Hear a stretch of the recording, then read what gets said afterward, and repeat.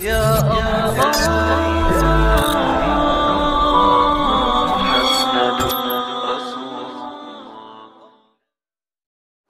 ناظرین السلام علیکم ورحمۃ اللہ وبرکاتہ۔ میں آپ سب کے سامنے دعائے قنوت پیش کروں گا جو کہ عشاء کی نماز کے بعد 3 رکعت واجب الوتر میں آخری رکعت میں تکبیر کے بعد پڑھی جاتی ہے۔ بسم اللہ الرحمن الرحیم۔